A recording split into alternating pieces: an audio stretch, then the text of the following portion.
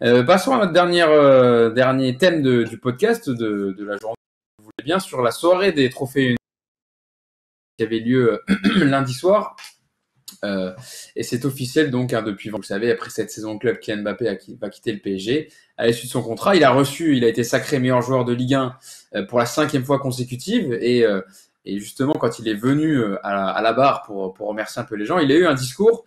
Et je vais vous donner un peu son discours pour parler un peu là-dessus. Où il était assez ému de quitter la Ligue 1 et championnat de France et le Paris Saint-Germain. Alors, je vous lis les déclarations de Kylian Mbappé. C'est difficile, hein, beaucoup plus que ça peut laisser paraître. C'est un chapitre de ma vie qui va se fermer. La Ligue 1 a toujours une place importante dans ma vie. J'ai essayé de faire honneur d'être le digne représentant de ce championnat. Je pars la tête haute, mais je n'aurais jamais pu le faire sans Monaco et bien sûr le PSG, où j'ai côtoyé des joueurs d'exception.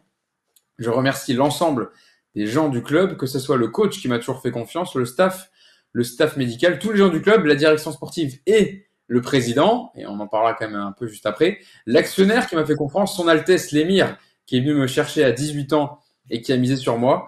Et puis ensuite, il a fait une petite déclaration d'amour sur le championnat de France où il a dit « Les adversaires m'ont donné la force de me surpasser. Je regarde tous les matchs, ça va me manquer. Je suis là pour remercier et rendre la confiance qu'on m'a donnée. Mon père voulait que je marque l'histoire du championnat avant de partir. C'est un long chemin et je suis très content. Donc avant de rejoindre l'Espagne, a priori la saison prochaine. » Clément, sur ce discours d'adieu de Kylian Mbappé, sur la remise, bon, le trophée, je pense qu'il n'y a pas trop de contestation. Il est à 27 buts, meilleur buteur du championnat. Alors après, peut-être que vous n'étiez pas d'accord. Vous aurez peut-être mis. Bon, il y avait Dembélé, Lesmelou, Aubameyang et le cinquième m'échappe. Lesmelou, Aubameyang, Dembélé et. J'ai oublié aussi. J'ai un trou. Bon, bref. C'était pour ça. Vitinha, elle a joué au ping-pong cette année. Ouais, exactement. Ouais. Non, il aurait pu être dans la liste, effectivement. Je suis d'accord. Et la Casette aussi, il n'a pas trop marqué de but en vrai. Ouais, non, mais la Casette, il aurait mérité d'y être. Hein, je suis désolé. Dembélé, je l'aime beaucoup, etc. Mais je sais pas s'il méritait d'être dans la liste, même s'il a fait une bonne saison, etc. Mais bon, Lesmelou, c'est mérité. Y a rien à dire. Aubameyang, il doit être dans la liste ou... Non, d'accord. Bon, Aubameyang. Ouais. Ah oui. Non, il demande. Est-ce qu'il doit être dans la liste? Juste après, Clément, je parler, mais le problème, c'est que je pense qu'il y a quand même des votes aussi qui sont influencés par la Coupe d'Europe. Et il fait quand même, en Ligue Europa, il marque beaucoup de buts et ça impacte, alors que finalement, c'est le meilleur joueur de Ligue 1. On s'en fout de ses performances en Coupe d'Europe sur la saison, finalement. Mais bref. C'est Zegrova le 5e. Oui, ouais. Et Eden Zegrova, l'ailier lillois. Vas-y, Clément. Sur Mbappé, bon, franchement, je vais éviter de faire long parce il y a eu une émission spéciale ce dimanche dessus. Déjà sur le trophée, je crois que le record, c'était 2 d'affilée. Là, il est à 5. Donc déjà, c'est significatif quand même. Peu importe, moi j'accorde peu d'importance à ces trophées individuels, mais dans la mesure où ils existent, voilà, c'est quand même significatif, donc il faut le souligner. Sur le discours, on a senti que c'était un peu c'était mieux que sa vidéo. On a senti que c'était un peu une session de rattrapage quand même. Il s'est un peu corrigé parce que c'est vrai que la vidéo, elle était un peu merdique. Il avait clairement oublié volontairement le président et c'était complètement déplacé. Donc là, il l'a cité, il n'a pas dit son nom, mais il a dit le mot président. Bon, ça a été dit. On pourra dire qu'il a coché la case. Voilà, il y a eu du mieux. Bon, le problème d'Mbappé dans ce genre de discours, c'est qu'en fait, c'est quelqu'un, on l'a dit 20 fois, qui n'a pas d'émotion et qui transmet pas d'émotion. Donc, tu sais pas trop si tu vois, s'il y a de la sincérité, t'arrives pas trop à le voir parce qu'en fait, il transmet rien. Donc voilà. Mais par contre, le discours était bien. Il y avait voilà, il s'est bien exprimé. Il a parlé de la Ligue 1, il a parlé de son passé, de son passage au PSG, de son attachement. Mais t'as du mal à sentir la sincérité chez lui, donc c'est toujours le même problème. Après, je sais pas si je peux donner un mot sur l'équipe type ou les autres trophées, mais oui, tu peux compléter en même temps. Bon, il y a Vitinha hein, quand même dans l'équipe type, il était pas dans Vitinha, mais pour moi, c'est lui le joueur de la saison en Ligue 1. Franchement, il y a pas. Bon, je pense que tout le monde sait que je l'aime beaucoup, mais franchement, il a surclassé tout le monde, surtout en Ligue 1 d'ailleurs limite. Donc ouais, Vitinha. Le PSG s'en tire bien dans l'équipe. J'aurais quand même mis Zegrova dedans. J'aurais mis la Casette à la place d'Aubameyang. Mais globalement, Le problème, c'est que ces listes-là, si t'es dans les trophées des meilleurs joueurs, t'es obligé d'être dans l'équipe type. Donc, après, c'est bizarre parce que, bon, il n'y a pas Zegrova, mais le problème, c'est qu'il y avait déjà les 4 joueurs offensifs là devant. Et ils Ouais. étaient dans les 4, donc tu pouvais pas en Et mettre 5 joueurs Et offensifs. un mot sur Donnarumma quand même, parce que c'est vrai qu'il y avait Chevalier, etc. Mais si on parle de la Ligue 1 à proprement parler, Donnarumma, il a quand même fait des sacrés matchs cette saison. Je pense à Reims, je pense à Monaco, je pense à Marseille, où il fait des matchs XXL. Donc c'est pas, peut-être que Chevalier méritait aussi, mais c'est pas non plus complètement déconnant si on s'en tient à la Ligue 1 pure et dure. Stéphane, est-ce que tu es d'accord avec ce 11 type de l'année et puis globalement sur Mbappé? Je voyais des commentaires sur le chat, je vous lis ce que vous dites. Ils disent Mbappé a dû voir la sauce qu'il a pris sur les réseaux sociaux, je cite les avis sur le chat, et du coup il a corrigé son discours en remerciant le président et en étant un peu plus dans l'émotion. C'est vrai que son discours était quand même largement mieux que sa vidéo d'adieu sur les réseaux sociaux, Stéphane. Je pense que, je pense que sa boîte de com, elle l'a drivé. Parce que son discours, il est sur le podium. Moi, je considère que c'est en deux temps. Je rejoins assez Clément. Le premier temps, tu sens que c'est une récitation. Il nomme tout le monde. On l'a dit, n'oublie pas machin, n'oublie pas machin, n'oublie. Donc, il cite tout le monde. Et ensuite, là, c'était assez plat et assez préparé, on va dire, et ça se sent, comme ce qui fait 95% du temps. Et après, sur la longueur, on sent qu'il y a un peu plus. Alors, pour lui, c'est un peu plus d'émotion. On sent qu'il est un peu pris par les questions, il sait pas trop quoi répondre, il est un peu moins à l'aise, du coup moins préparé.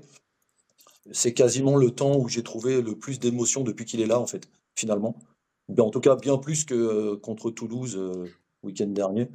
Donc, ça, c'est pour lui. Pour l'équipe dans le 11, alors l'espèce de cabale qu'il y a eu pour Chevalier, notamment par Cabella et toute la clique là. Enfin, si on commence à comparer Chevalier avec Donnarumma, même si on n'est pas pour Paris, on peut avoir raison de garder quand même.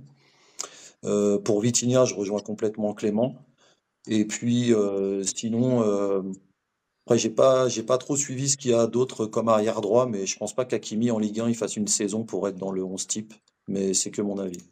Il n'a pas eu beaucoup de concurrence, c'est ça le problème, Stéphane, à ce C'est ça, poste-là. ouais. Euh, C'est aussi, ouais. C'est un peu plus. Jonathan Klaus, c'est irrégulier. Il n'a pas été là de la saison aussi. Il a eu des blessures. À Lyon, il Ouais, n'y a ouais, pas de c'est ça. team à proprement parler. À droite, à Monaco, ça a changé aussi un peu. À Lille, il y a eu quand même Thiago Santos qui a fait une bonne saison, mais à un moment, il jouait plus non plus. Il y a eu Diakité qui est revenu. Là, il est repassé dans l'axe. Donc, il n'y a pas eu vraiment. C'est le seul Hakimi qui a été titulaire toute la saison, qui a eu des prestations à peu près correctes. Mais Hakimi, bon, ouais, ça fait un peu ouais, faute de mieux. Ça fait un peu faute de mieux. voilà, Et voilà. voilà. Et sinon, effectivement, après, sur l'équipe type et notamment du coup, ça rejaillissait, comme disait Clément, les nominés rejaillissaient dans l'équipe type. Enfin, ne pas avoir Aubameyang ni dans les, au moins, Aubameyang, pardon, Lacazette, au moins dans les 5 nominés et qui après peut se déverser dans l'équipe type. Lui, ça fait quand même des années, on parlait tout à l'heure de Deschamps, ça fait quand même des années qu'il n'y a pas grand monde qui l'aime beaucoup et c'est un peu particulier comme contexte pour lui, je pense. Ouais, je suis d'accord avec toi, Stéphane. Il y a un peu un mépris sur les performances de Lacazette. Bon, il doit y avoir un passif avec Deschamps, je sais pas, il doit y avoir un truc, mais c'est pas possible pour qu'il n'appelle plus depuis. Alors qu'il avait marqué un doublé sur sa dernière sélection. Je crois que c'était contre l'Allemagne d'ailleurs, si ma mémoire est bonne. Euh, Est-ce que non, contre l'Allemagne, je sais plus. Il avait marqué un doublé avec l'équipe de France et après il a plus jamais été rappelé, Lacazette. Yacine, sur un peu tout, bien sûr, sur Mbappé, sur la compo type, sur Donnarumma aussi. Moi, franchement, enfin, par rapport au titre de meilleur gardien, Lucas Chevalier, il aurait pas démérité non plus, je trouve. Désolé, mais il a fait une très très bonne saison. C'est le gardien des espoirs. Il a fini par gagner sa place devant Mendy, etc. Je sais que c'est le championnat qui parle, etc. Mais pour moi, ça aurait pas été une erreur ou un vol qu'il soit dans l'équipe type. Mais ce n'est que mon avis. Yacine. Bah, écoute, la première chose sur Mbappé et son discours, ce qui est sûr, c'est qu'il a un bel avenir parce que c'est un bon acteur. Il a réussi à faire croire à tout le monde qu'il était dans l'émotion, alors qu'il a juste repris les conneries qu'il avait faites sur le premier discours. D'ailleurs, est-ce que c'est vraiment lui ou une intelligence artificielle? On ne sait pas trop. Aujourd'hui, il faut douter de tout. Parce que quand il y a si peu d'émotion, c'est bizarre. Il est fort, il n'y a rien à dire. Euh, et comme le dit Mousse, qui n'est pas là, mais comme on échange régulièrement, évidemment que son père doit être aussi derrière tout ça en lui disant tu dois remercier l'émir et le président, sois sérieux 2 minutes, quoi, arrête tes conneries. C'est pas possible de ça. La deuxième chose, c'est que il y a le trophée. Malheureusement, quand les joueurs votent, ils regardent pas les matchs, donc enfin pour beaucoup, et il y en a aussi beaucoup qui votent pas. Ce serait bien un jour qu'on donne le pourcentage de vote parce que malheureusement, moi je le sais pour avoir parlé avec certains joueurs, ça les fait chier. Donc soit ils votent pas, soit ils se prennent pas la tête. Donc quand vous dites Hakimi, bah oui, Hakimi, parce que Thiago Santos, il a joué au billard cette année apparemment. Donc lui. Moi, j'aurais mis, ouais, voilà, moi je pense, j'aurais mis Thiago Santos, mais bon. Bah, bien sûr. Donc ça déjà, c'est pas sérieux. Ça vote pour des noms, ça vote pas pour la saison. Et à ce moment-là, les gars, soyez cohérents. Si vous votez pour des noms, tu vois, c'est ça la différence. Quand les entraîneurs votent pour les entraîneurs, tu vois, il y a l'histoire de comment il s'appelle, Eric Roy qui a été nommé meilleur entraîneur. Beaucoup ont été choqués parce que, mais en fait, si vous êtes choqués parce que Luis Enrique n'est pas meilleur entraîneur en étant champion, à ce moment-là, on arrête les votes. On donne le trophée du meilleur entraîneur au champion. Les mecs ont le droit d'avoir une sensibilité en se disant le travail d'Éric Roy à Brest, machin, nanana, est-ce que c'est pas injuste ou pas injuste? Ça, après, chacun juge. Mais est-ce que c'est pas plus valorisant que le travail de Luis Enrique avec l'effectif qu'il a? Voilà, c'est tout. C'est ça. En fait, nous, on se met à la place des gens qui votent, mais moi, je trouve que, par exemple, le vote des entraîneurs, personnellement, il me choque moins que le vote des joueurs. Voilà. Le vote des joueurs, quand je vois Hakimi, quand je vois Mbappé, machin. Mais en fait, non.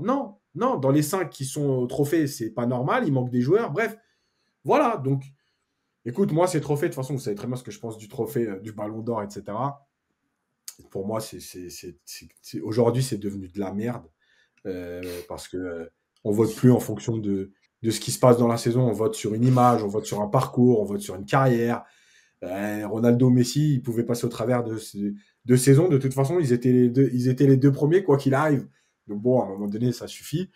Voilà, maintenant, écoute. Et pourtant, c'est les joueurs qui votent. Hein. C'est les joueurs qui votent, donc on peut même pas. C'est les joueurs qui votent, donc on peut pas dire c'est le journaliste, ils sont influencés par machin. C'est les joueurs qui votent pour eux, hein, donc. Ben là, oui.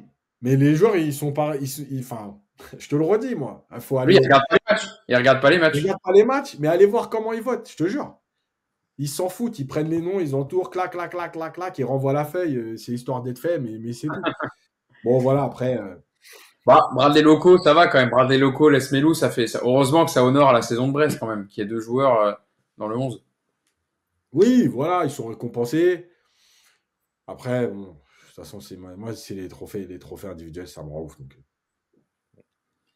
Après si je peux me permettre, je pense que, et on le voit avec Mbappé, et lui, c'est vraiment c'est son business model, c'est qu'en fait, ça, on devient, moi qui suis beaucoup ça, on devient de la NBA en fait, parce que beaucoup de choses, beaucoup dans les contrats, beaucoup de clauses sont, t'es dans l'équipe type, t'es dans les finalistes, t'es dans les nominés, ça déverse des primes, etc.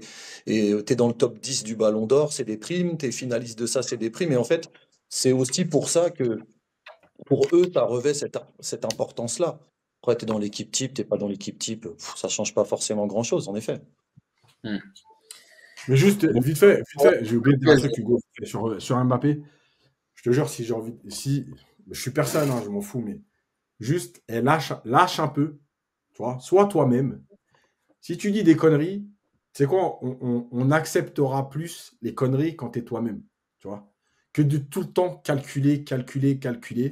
Et d'ailleurs, dans l'interview qu'il avait fait, l'interview et le reportage qu'il avait eu sur Envoyé spécial, il avait dit ça, il avait dit qu'est-ce qui vous manque les Ucel lui avaient dit qu'est-ce qui vous manque le plus depuis que vous êtes connu et tout. Et en gros, il avait dit un peu la spontanéité, quoi. Voilà. Et je dois faire attention à tout. Alors, j'ai envie de lui dire, tu sais quoi, arrête de faire attention à tout. C'est qu'on s'en fout. On est tous des humains, on dit tous des conneries, on se trompe tous. Mais on pardonne plus quand tu te trompes que c'est toi, plutôt que quand tu te trompes alors que tu as tout calculé en amont, qu'on t'a fait un discours et qu'en plus tu te trompes. Alors là, c'est catastrophique. Voilà. Et dernière chose, parce que c'est arrivé plusieurs fois dans le chat, le clash Nasser Mbappé, moi, je le dis clairement, je n'ai pas d'infos là-dessus. Par contre, comme on a un groupe et tout, moi, je le dis pendant le match, j'ai envoyé l'info pour dire que Nasser, il était très, très, très énervé. Très énervé envers tout le monde. Envers Mbappé et envers les supporters de ce qui s'est passé, etc. Donc voilà, après, je ne sais pas ce qui s'est passé, s'il y a réellement eu un clash. En tout cas, Nasser, il était fâché.